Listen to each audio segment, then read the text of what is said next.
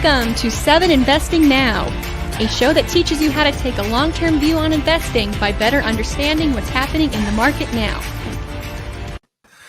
Good afternoon, 7 investors, and welcome to the Monday edition, the post-wildcard weekend edition of 7 Investing Now.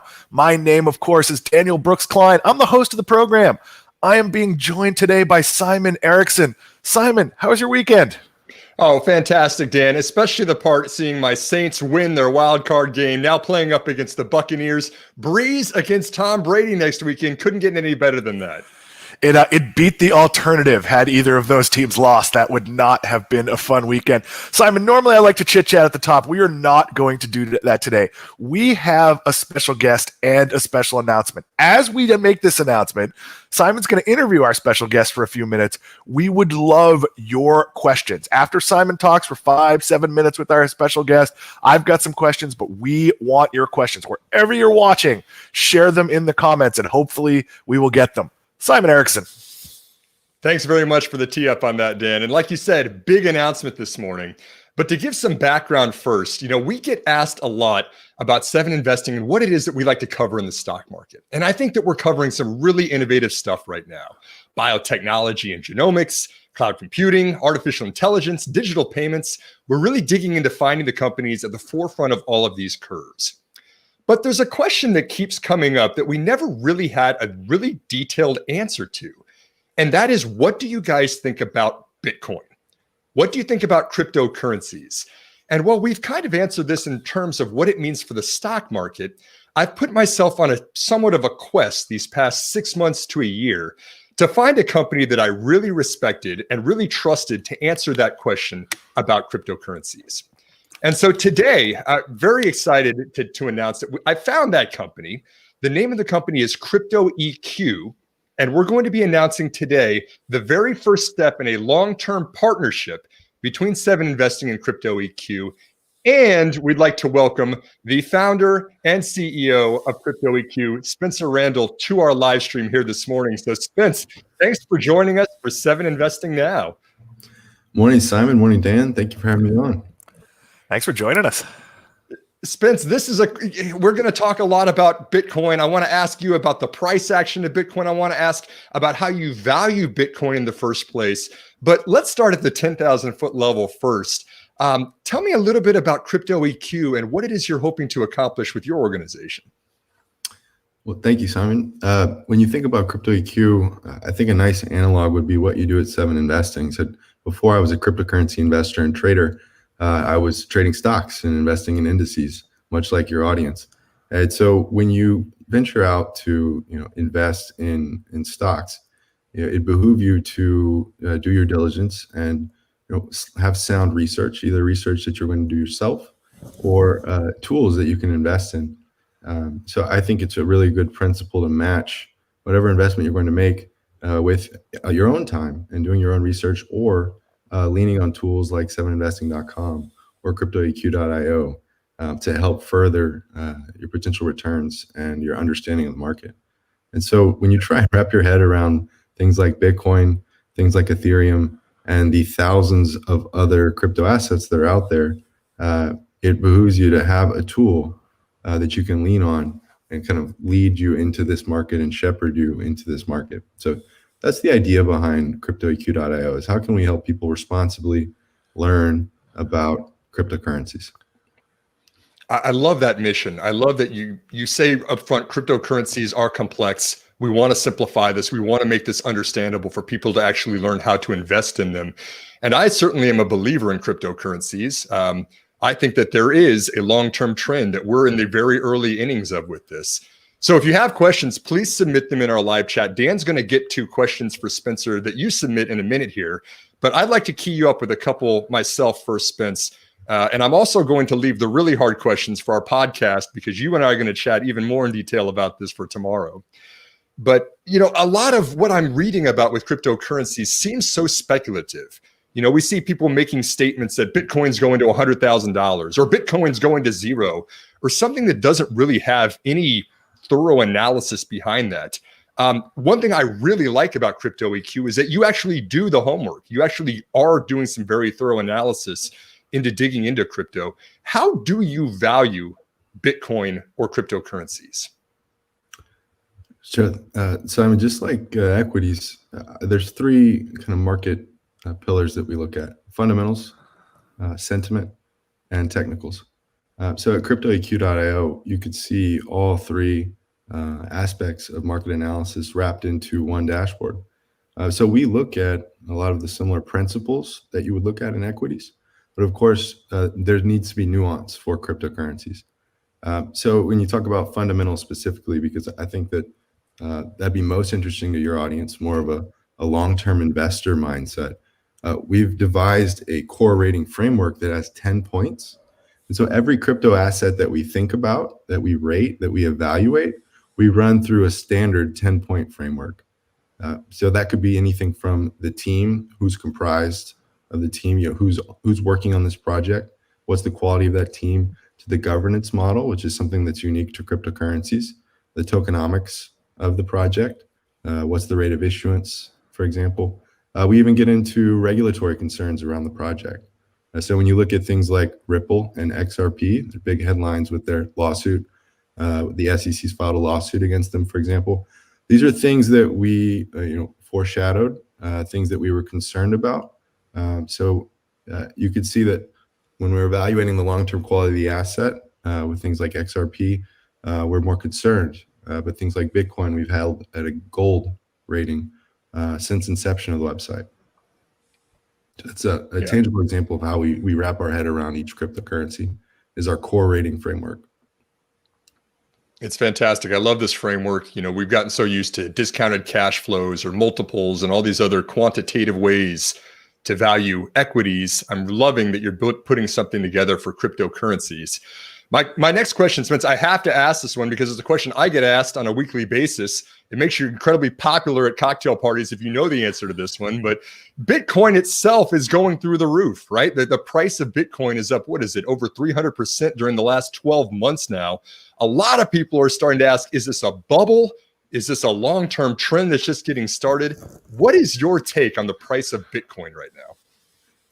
Yeah, when you and I first came together, we were at the base of what I was calling a larger bull cycle. So that was kind of mid-year last year. So, you hit it on the head. We're up almost 300% on a one-year chart. And again, I'd say we're still early in this bull cycle. So when you look at the fundamental models around price action in Bitcoin, so things like the stock to flow model, this is something that has been used for commodities like gold, silver, and platinum for years. When you do that analysis on Bitcoin, it looks like we're right on track. So we had a pullback over the weekend. We've touched 30,000. We're finding some support at 30,000. I would say that at the value of 30,000 per Bitcoin, we're right on track. You could see us run up to 50, even 100,000 by the summer of 2021. So this year, but we are right on track as far as the stock to flow model is concerned. So I'd say $30,000 Bitcoin is fair market value right now. And we talk a lot about businesses and companies that are just now starting to learn about Bitcoin. We've seen MicroStrategy buying a lot of Bitcoin rather than just sitting on cash on their balance sheet. That has certainly rewarded that company's stock price in the last 6 months. Can you tell me a little bit about what you're seeing with enterprises and the adoption of cryptocurrencies for commercial applications? Yeah, it's a great question. So when you think about what's happening right now, a lot of people are saying it's different this time. So when you think about the previous bull cycle in 17 that ended in 18, that was largely retail driven, retail investor and trader driven. When people say it's different this time, they're talking about institutions gaining more exposure to things like Bitcoin. And so if the retail is feeling like December of 17, bubbly, frothy, right now the sentiment's exuberant, I feel like for institutions, we're still January, February of 17. We're still early. I feel like we're just having our thought leaders come in, people like Michael Saylor, who are really blazing a trail for a whole new persona for Bitcoin that didn't exist previously.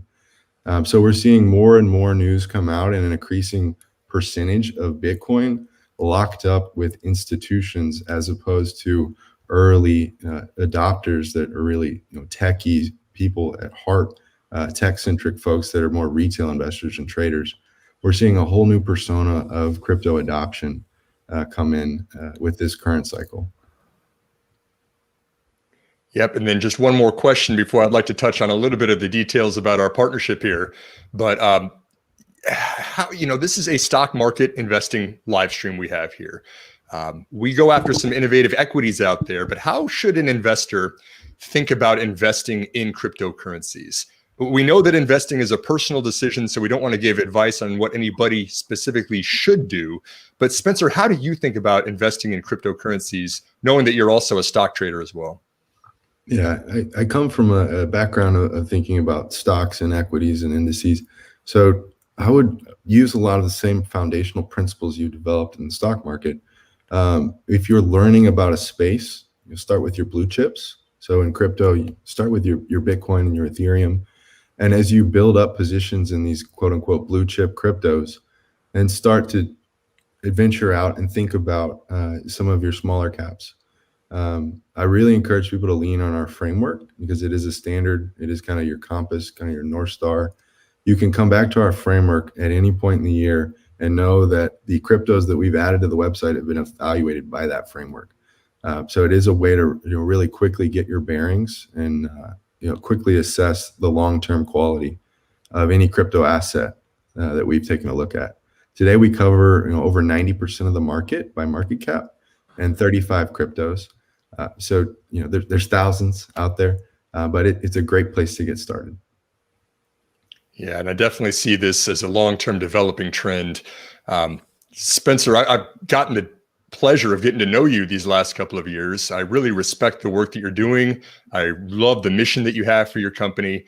Can you tell us a little bit about how people can ask you questions, and also if they wanted to sign up for Crypto EQ, where they should go? Yeah. One of the easiest ways to reach us is any major social media platform at Crypto EQ. To commemorate the partnership and really kick things off. Also, if you use the code 7investing on sign up, you get $10 off your first month. So huge thank you to Simon and Dan for bringing us together. We really look forward to working with you guys through 2021 and beyond. It's 7investing is a promo code. You can use it cryptoeq.io. And then for one-off questions, our inbox is open, team@cryptoeq.io. Simon, let me jump in for a quick second. For anyone who's just joining us, we are talking to Spencer. He is the CEO of cryptoeq.io. At the beginning of the program, Simon announced a partnership between our two companies. Simon, why don't you tell a little bit, what does that partnership mean? Are we going to be having, group getaways? Are we going to be those cocktail parties you talked about that don't happen right now? Are we going to be doing some of those? What does this partnership entail? I'm ready, Dan. I'm actually looking to buy some 737 MAX planes so that we can actually all go down to the Bahamas and hang out together when time allows again. Thanks for the key up. Again, we're talking with Spencer Randall, who is his founder and CEO of Crypto EQ. His website is cryptoeq.io. This is a company that's really dedicated to making sense of cryptocurrencies like Bitcoin and how people can approach investing in them. And so this is something that I've embraced at 7investing. I really think that Bitcoin is a long-term developing trend. I respect Spencer's research and I trust in the articles that I've read of his and what he's published. And so we're announcing a partnership today where not only are you going to see Spencer appear more often on our live stream and our podcast, but we've also got a promo code for $10 off anybody who signs up with Crypto EQ. And we're also going to be having some exclusive content in the future appear directly on 7investing. We think that this is a great complement to investing in the stock market. And I'm really excited, Spence, to have you here on the program. Dan, I'm going to hand it over to you now to take some questions that we're getting from the audience. Spence, we're going to do this rapid fire. Spend 30 seconds, 45 seconds. If there's a question that makes no sense, tell me it makes no sense. None of us will be offended. I'm going to go in order so you can see the questions. I'm going to try to take basically all of them. Okay. Stephen Henley says, what's the base value of Bitcoin? There is no base value, right? Am I getting that wrong? Spence. Well, I think what Stephen might mean is kind of what's the floor in the current price action, right? So much through 2020, we traded around 10,000 with a nice run up toward the end of the year. Personally, I would be surprised to see us back below that $10,000 level at any point in the next 4 years. 20,000 is a question mark, right? Will 20,000 serve as support? We've really been in price discovery for the past month. We've broken into new all-time highs. We're certainly in uncharted territories as far as price action. So I see strong support at 10,000 and 20,000. I wouldn't be surprised if 30,000 holds, but we'll watch the price action through the week. Nashit Shah asks, and thank you for that, what drives crypto pricing day to day? Oh, that's a great question. There's a lot of short-term volatility. Emotions in markets is certainly amongst retail investors and traders can drive that volatility and froth. I will say that with crypto, you can be in the market at any point, any day of the week. It's a little bit different. So it truly is a 168-hour-a-week market, which can lead to more volatility. So that's one thing to note. It's different than the trading desk that you might be used to.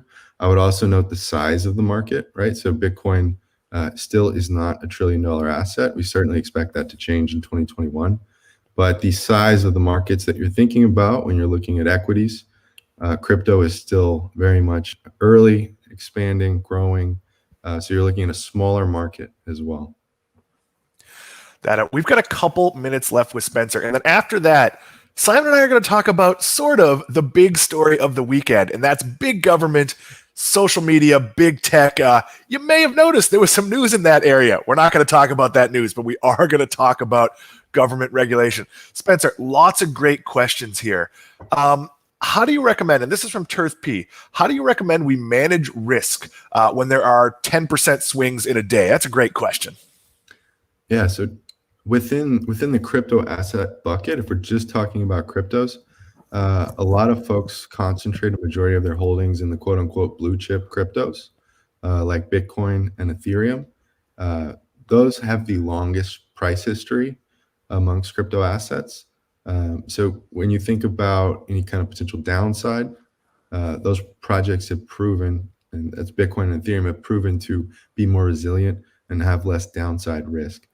So for folks that are getting started in crypto, we like to see these blue chip cryptos dominate their positions and weightings within their crypto asset portfolio. So Spencer, do you have a recommendation on how much of someone's portfolio they should allocate to crypto? I know you might be a little biased towards it, but I'm sure there's some risk factor involved. Yeah, I mean, obviously this is not financial advice. But when I started with 5 to 10% of my assets in alternative investments. Alternative investments at the time were bullion and crypto. So I think that if you're getting started and you feel like you've missed out, you certainly have not. It's still early, and responsible 5 to 10% cap on your total investable assets, I think is a nice place to start.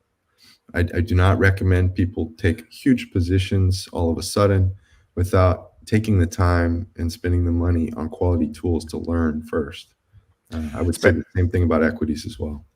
Spence, as we're running out of time here, I'm going to paraphrase a question from Pablo Martinez.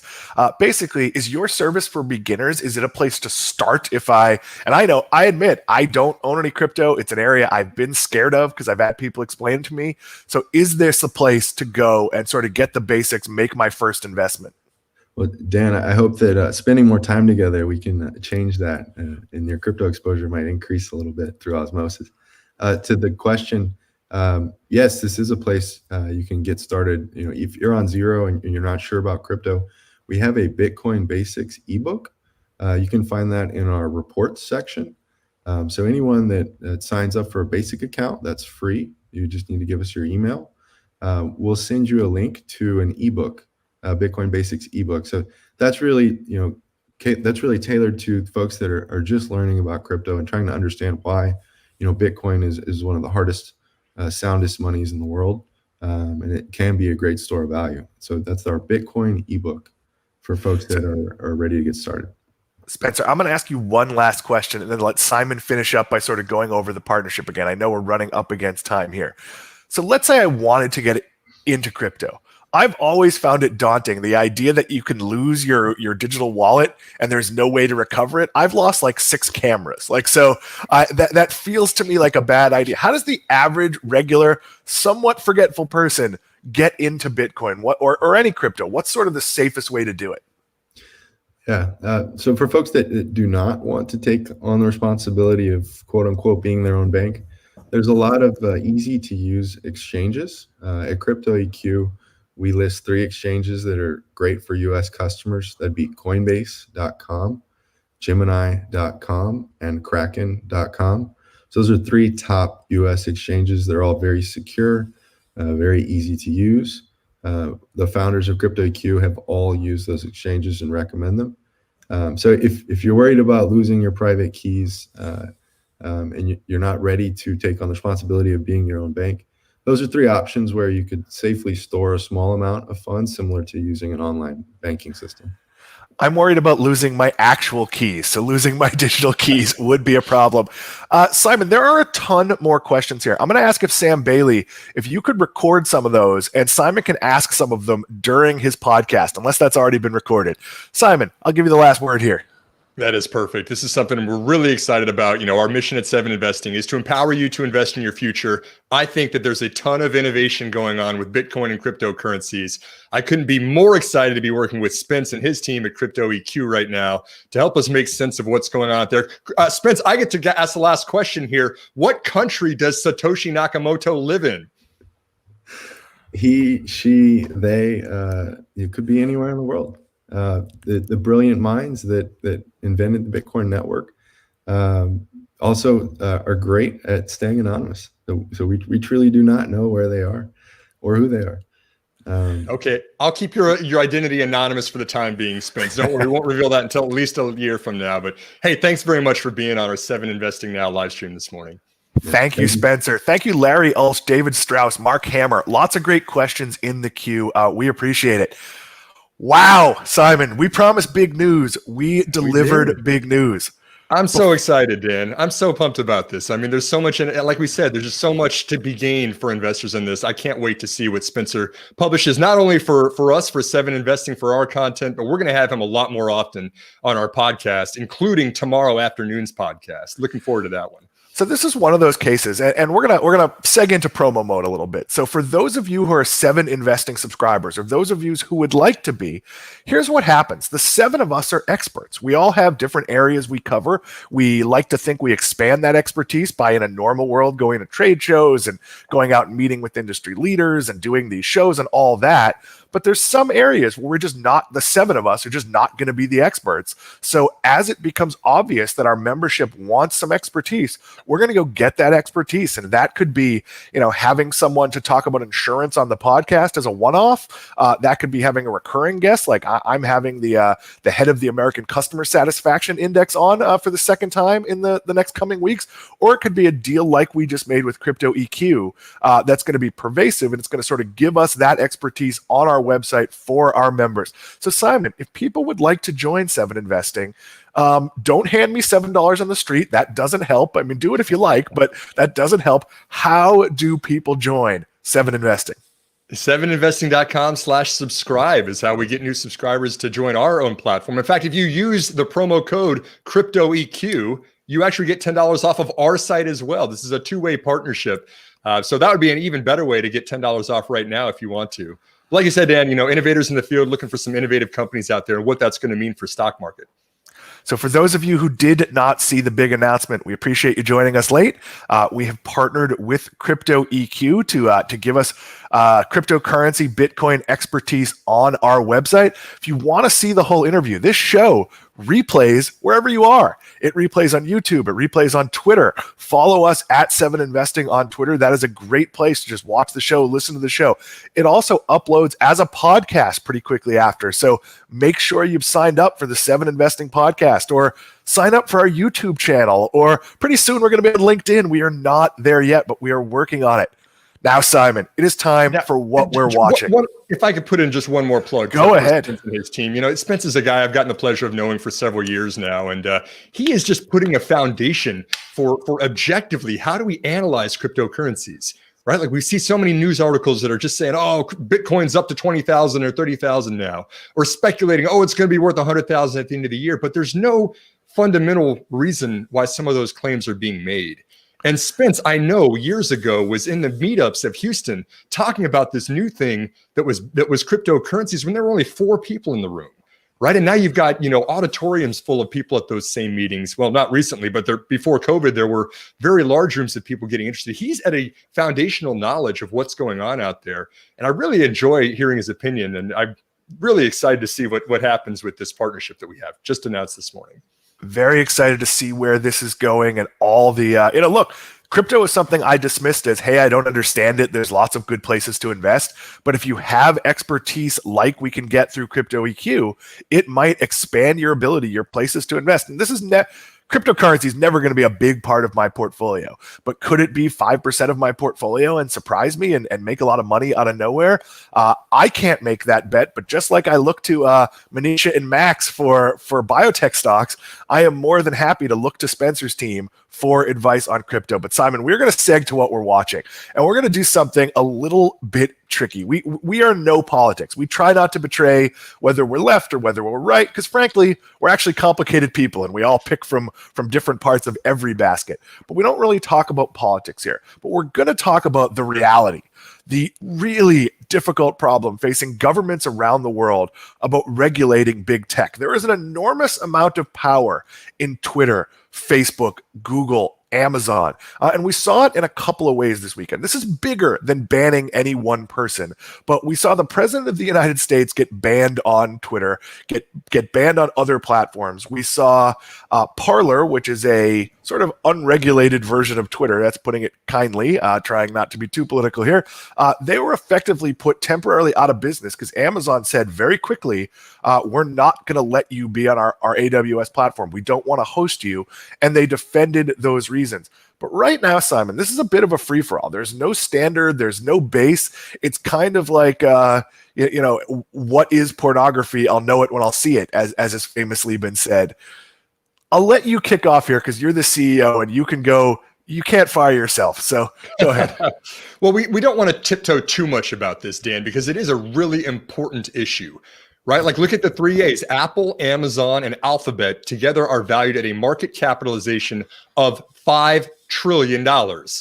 That's larger than the GDP of Japan, Dan, which is the 3rd largest economy in the world right now. So there's a huge consolidation of influence in big tech.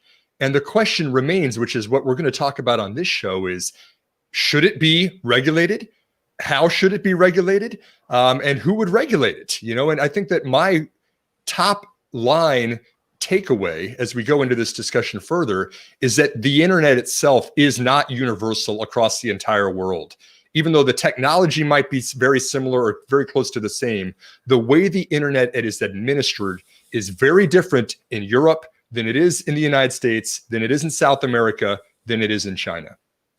Yeah, and that can be twofold. That can be government intervention. That can also be technology based. I've spent a lot of time in the Bahamas where your best internet available is 3G. That's going to change some of your communications. But before we get to the world, I want to get to the US. And Simon, you've heard me talk about this a lot of times, but I have a family background in the ladder and scaffolding industry, and ladders and scaffold are regulated by OSHA.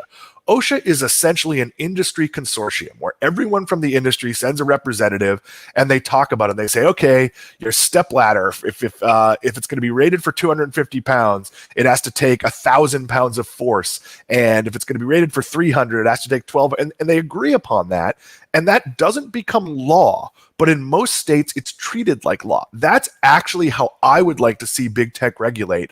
I'm not saying, and I bring this up because I think the FCC, which is a government example of regulation in a related space, I think it's done a pretty terrible job. I think we can go back to sort of how Howard Stern was treated in the 80s and the 90s, and sort of the inconsistencies of what you could and couldn't say on television, and when certain things were allowed and when they weren't.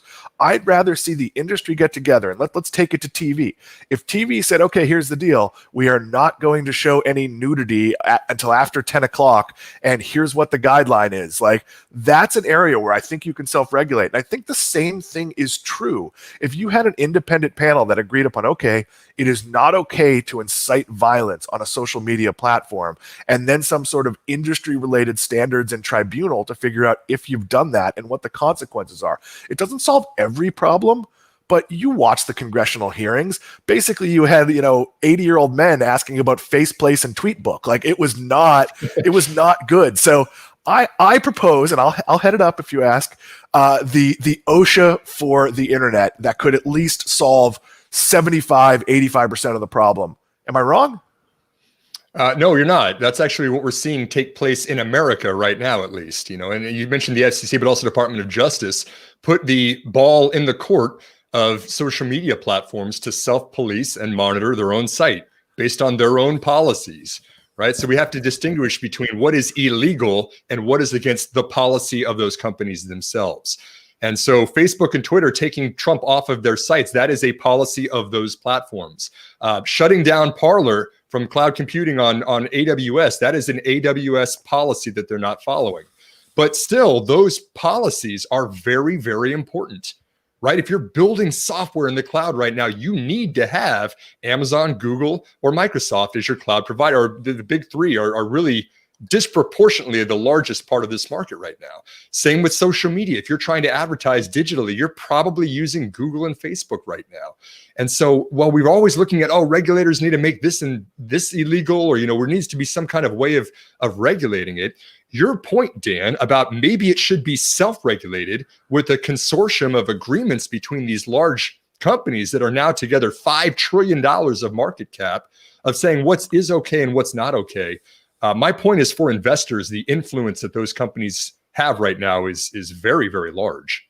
It's government-like. I mean, look, we're a startup business here at Seven Investing, and we strive very hard to make sure everything we do is ethical. It follows, we're not SEC regulated, but it follows all the rules that you would need to follow, that we disclose what we own or what our interests are in.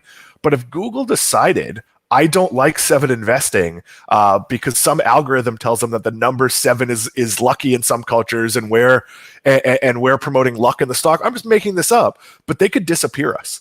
And Twitter could do the same thing and decide that, what, we only want the voices that have millions of followers, not the ones that have tens of thousands. So there's a lot of power in these companies. And the challenge, and then we're going to talk about the global stage, the challenge here is that a lot of what they're regulating is intent. And we all know that everyone agrees upon you can't yell fire in a crowded theater. But there's other things we're not sure what you could yell. There's other situations. If I get online and I say, I believe the mole people have a conspiracy to control the stock market, and I believe that, and that's my thought, you probably can't ban me. If I say I have indisputable proof that the mole people control the stock market, I'm trying to be as silly as I possibly can, that becomes gray area. But this is not easy territory, Simon. I mean, you have to make calls all the time about what you want us to say or not say, and it's always a debate. Yeah. And again, you mentioned internationally, this is a very regional issue. Everything we've talked about thus far has been United States specific, but let's look at some other regions of the globe as well, right? Alibaba goes out and builds out a lot of infrastructure for cloud computing, for their own e-commerce platform, a lot of the building blocks of the internet, and they became huge. They became the largest e-commerce site in China. And then they wanted to spin off Ant Financial into its own separate arm and IPO it a couple of months ago. Government said, no, we don't appreciate some of the stances that you have on our regulations as a government. And so now we think that the company is worth half of what it's before was intended to be at the IPO because of the new regulations on how much money that Ant Financial would have to hold on the balance sheet rather than just being the tech middleman. Right. And let's look at other regions. I mean, South America. And let me jump in there, Simon. This is also one of those cases where the government didn't want Ant Financial to have that much power.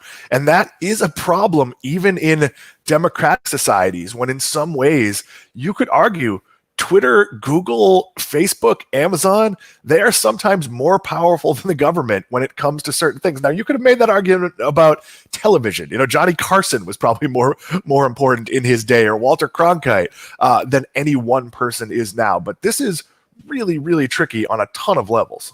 But there's still the long-term risk that will always remain for these companies, right? You can integrate your supply chain. You can go out and, if you're Amazon, you can buy planes from Boeing because you want to do air travel more efficiently and more quickly. If you're Mercado Libre in South America, you can go out and build out a logistics infrastructure and a payments infrastructure to deal with multiple countries. But still, Mercado Libre loses and writes down its assets in Venezuela because they got seized by the government out there. That's a long tail risk that something like that can always happen. Chinese government can come in 1 week before the IPO of Ant Financial and say, hey, this is something that is an absolute sticking point for us. And I guess that I'm torn between, I want to say that tech companies have a huge influence, $5 trillion of market cap, but that's still a very US centric view. If those companies were trying to do the same things in America that they were in other countries, no way, Jose.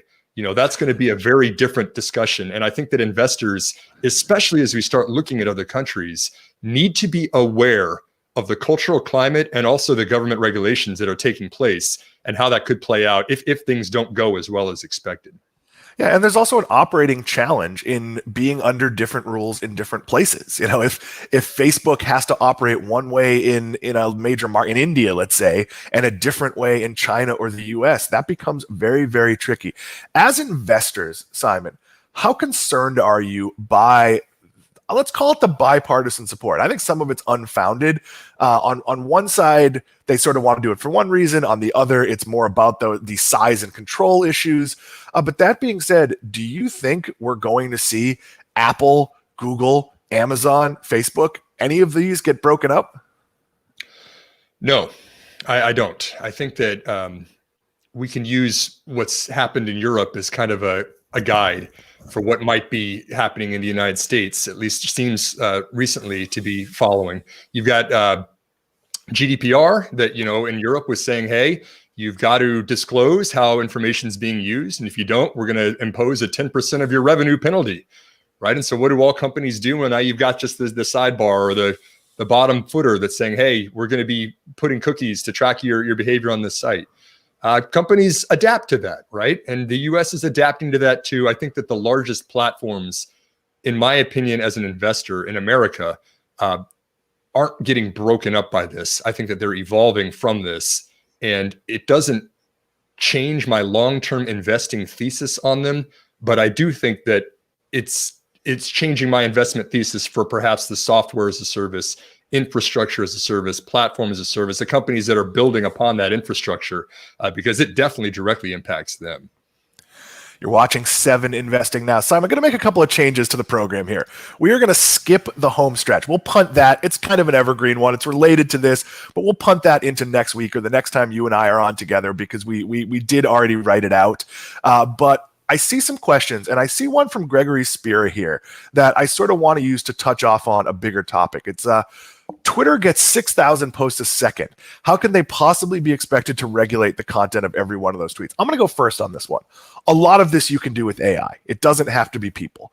The second part is, of those 6,000 tweets, how many of them are from people that have any sort of following? The vast majority of Twitter is driven by a relatively small amount of people. So it isn't the person tweeting to his 7 followers or no followers or whatever it is.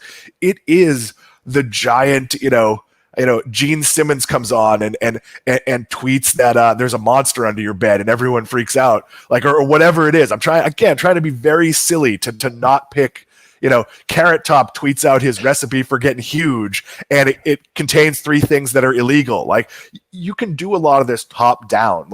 I hate to say, but if you're following, FinTwit, it's easy to know the couple of 100 voices, maybe 1,000. It's not even that many that are driving opinion, and you could see who's lying, who's pumping and dumping, who's doing things there's a lot that can be done. There can also be, let's call it self-regulation and moderation. I know FinTwit you kind of get kicked out if you're a jerk. And I just mean that like people just stop paying attention to you, and it's kind of a community.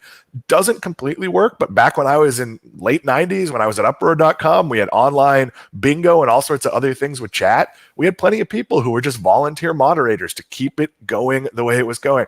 But Simon, do you agree with me that this should be self-regulated, or do you feel that there should be an FCC-like regulation? I think that I lean more towards self-regulation on this one. And this is an excellent question, Gregory. I mean, the massive scale, these are gargantuan platforms. This is why Jack Dorsey goes and meditates, by himself to try to figure out these bigger picture implications of what something like Twitter is doing. If it were to be centrally regulated and some central authority like what Europe is trying to do, this is going to be an impossible task, I believe. If you want to have some central authority saying, we're going to monitor every one of these tweets and we're going to tell you what is okay and what is not okay.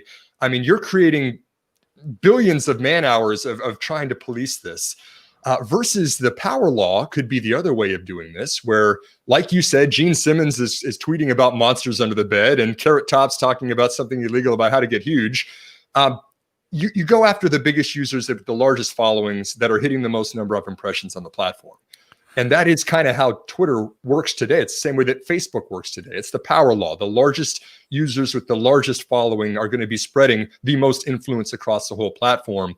And so if there is a self-policing agreement of these sites, Dan, as you're suggesting, that's kind of the low-hanging fruit of making sure that that is abiding by those policies, whatever they might be for each one of those sites individually.